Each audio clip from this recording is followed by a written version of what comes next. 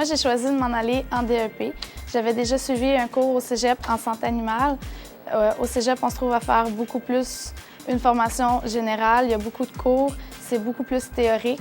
Alors moi, je m'en allais plus vers un côté pratique, vu que je suis meilleure en pratique finalement. Je trouve qu'on développe plus une aptitude de travail immédiatement. La formation professionnelle était plus précisément ce que je voulais pour arriver sur le marché du travail rapidement. Je voulais savoir qu'est-ce qu'était la caméra, qu'est-ce qu'étaient tous les appareils électroniques, parce que je faisais aussi du montage de scène. Je voulais être sûr de bien comprendre le filage, comment il se faisait, autant pour le son, être capable de réparer un son vraiment polyvalent sur toute la ligne, être un homme à tout faire. Mon nom est Stéphanie Martin, j'étudie en réparation d'appareils électroniques audio-vidéo à Compétences 2000. Mon nom est Danick Parizeau, je suis à Compétences 2000 dans le programme de réparation d'appareils audio et vidéo. Mon nom est Francis Bigras, je suis un cours à réparation d'appareils électroniques audio-vidéo à Compétences 2000.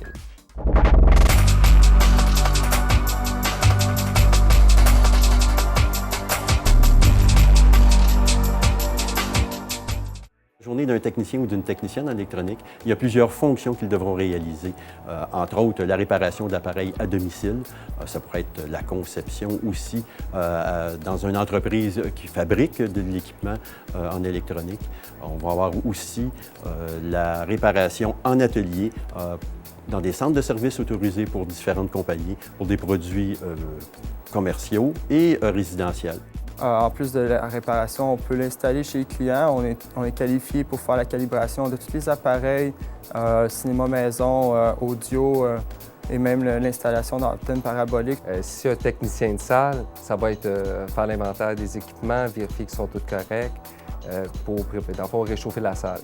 Pour les compagnies où le technicien doit faire de l'installation, que ce soit de cinéma maison ou de câble, il doit s'assurer que tout est bien branché, que la TV fonctionne bien si c'est pour une télévision, que c'est au goût du client, que s'il y a des fils, ça soit bien caché.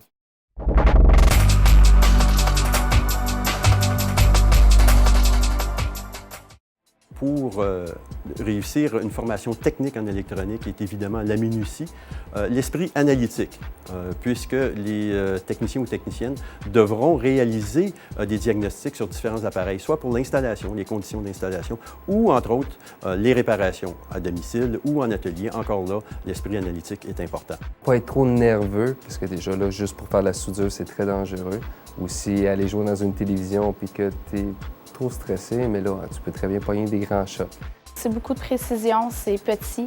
Il faut savoir travailler, un bon travail manuel.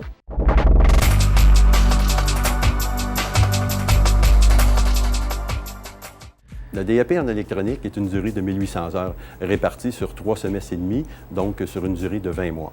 Les différentes choses qu'on apprend dans notre formation touchent tout ce qui a trait à l'audio-vidéo, autant les appareils, amplificateurs, DVD, que la télévision.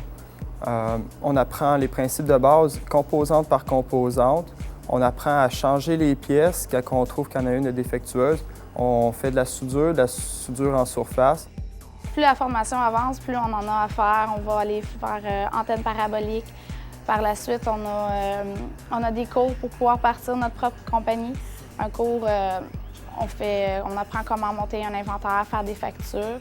À la fin de la formation, il y a un stage aussi qu'on va suivre. C'est 2 semaines qu'on part, puis on choisit une place en particulier où est-ce qu'on veut suivre le stage, vers quoi qu'on aimerait mieux s'orienter. Tu peux très bien aller pour l'électronique de voiture, pour l'électronique de scène, pour les appareils électroniques domestiques. Tu peux très bien aller faire du filage, du câblage, du système de sécurité. Les professeurs qu'on a à Compétences 2000 sont sûrement parmi les plus compétents.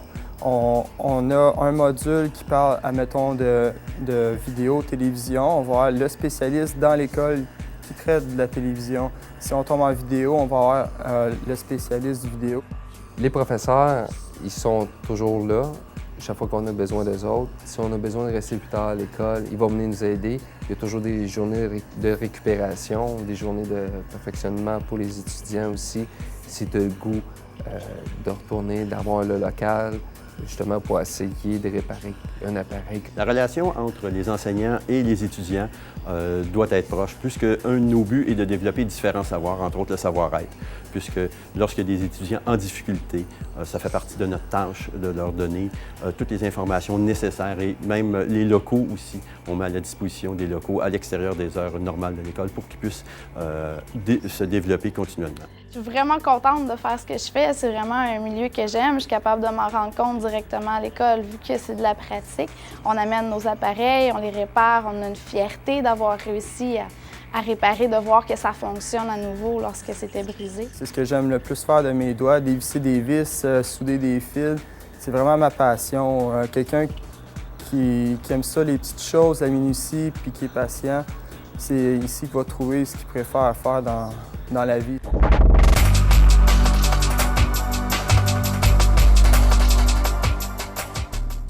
La majorité de nos étudiants se trouvent un emploi dans des centres de services.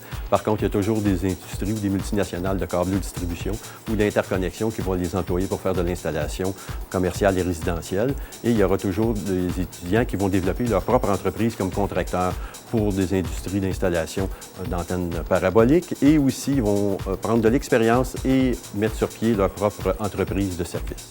Quel genre d'employeur que je peux avoir, c'est gros, là. Je peux avoir des grands employeurs, je peux avoir des petits employeurs. Je peux très bien partir de ma propre business. Il y a beaucoup d'avenir. La technologie est présente de plus en plus dans nos vies. On visite des compagnies, ils ont déjà besoin de nous, ils nous demandent déjà, ils veulent, au moment des stages, c'est les compagnies qui appellent. Du jour au lendemain, ça va tout le temps un nouveau défi. Tu as quelque chose, il faut que tu répares. Ça, c'est à cause que quelqu'un qui n'a pas été capable de réparer. Tu sais que tu dis, moi, je suis un cours là-dessus. C'est pas à cause que tu es plus wise. C'est juste à cause que tu es donné à peine à être pratique là-dessus, savoir comment ça se répare. Depuis que j'ai commencé mon cours, j'ai absolument aucun doute de ce que je fais. J'adore ce que je fais. Plus j'en apprends, puis plus je vais en apprendre. Bref, c'est une place que je regrette pas d'être allée, d'avoir voulu connaître en profondeur. Je recommencerais n'importe quand. En fait, je me trouve un métier, quelque chose que j'aime. Quelque chose de bon, quelque chose que je sais qui va me durer longtemps. C'est un métier de l'avenir. C'est l'électronique. Il y en aura tout le temps. C'est pas quelque chose qui va disparaître du jour au lendemain.